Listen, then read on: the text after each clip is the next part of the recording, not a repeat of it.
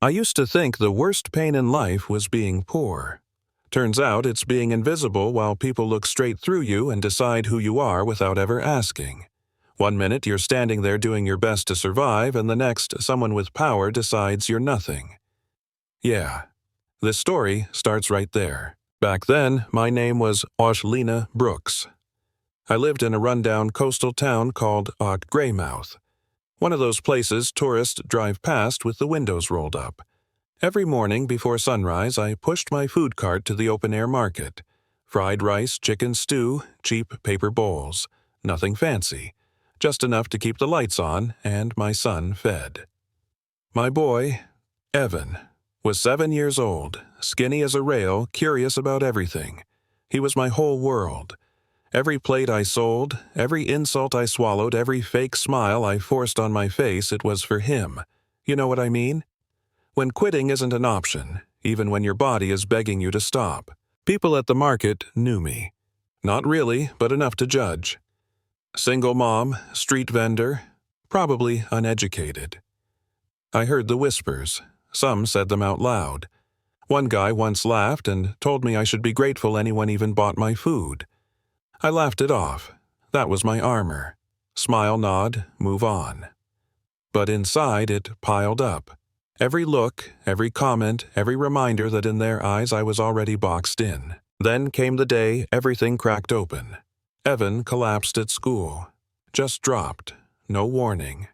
One minute he was laughing, the next he was on the floor. The doctor said the words slowly, like that would make them hurt less. Congenital heart defect. Surgery. Urgent. The number he gave me didn't sound real. It sounded like a cruel joke. I remember nodding like I understood, like I had options. I didn't. I barely had rent money. I tried everything. Loans, friends, churches, even people who cared could only give a little, and a little doesn't save a life. Every night I lay awake listening to Evan breathe, counting each rise and fall of his chest, terrified one of them would be the last.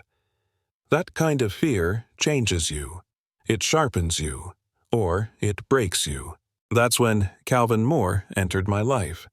I didn't know his name at first. I just saw the car, black polished wrong for my neighborhood. He stepped out wearing confidence like a tailored suit. He said someone wanted to see me. Not asked. Wanted. I almost laughed. People like me don't get summoned by people like that. The man behind it all was Lout Harold Moore, one of the wealthiest men in the region. Shipping, real estate, logistics. His name was on buildings I'd never stepped inside. He knew about Evan. Somehow. He offered me a job. Live-in caretaker. Good pay. Full medical coverage for my son. One condition. Absolute secrecy. Especially from his son, Ryan Moore. I didn't ask why. I said yes before he finished the sentence. Evan had surgery within a week. He lived. That's all that mattered. Living in that mansion felt unreal, like I'd wandered into someone else's movie. Harold wasn't cold or cruel. He was thoughtful, tired. Regret lived behind his eyes, especially when he talked about Ryan, his only son, born into everything, grateful for nothing, party after party, mistake after mistake, money cleaning it all up. Then the news exploded. Plane crash. Harold Moore presumed dead. The world mourned. Markets shook, and his will was read. Ryan showed up smiling, already spending money in his head. That smile died fast. Everything went into a trust, controlled by me, for my son. Ryan got one asset, an old decaying house in a forgotten town. That was it. The room went silent. I didn't breathe. I didn't understand. Not yet. Ryan lost everything in weeks. Accounts frozen. Property seized. Friends vanished. His girlfriend laughed in his face and walked away.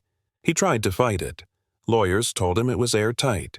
He went from penthouses to park benches, from champagne to begging. And I didn't see any of it until one afternoon stuck in traffic. There he was, on the corner. Dirty, hollow, holding out his hand. I recognized him instantly. He didn't recognize me at first. When he did, he panicked. Tried to run. Pride will do that. I told the driver to stop. My heart was pounding. This was the man who once fired my friend without cause, who laughed at people like me. He fell to his knees when I spoke, apologized, sobbed, not pretty crying, broken crying, and in that moment I saw something I didn't expect. A human being stripped bare, no armor left. I helped him, took him back, gave him food, clothes, a room, and that's when Harold walked in, alive. The plane crash was a lie.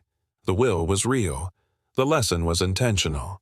Harold wanted his son to lose everything before he could understand anything.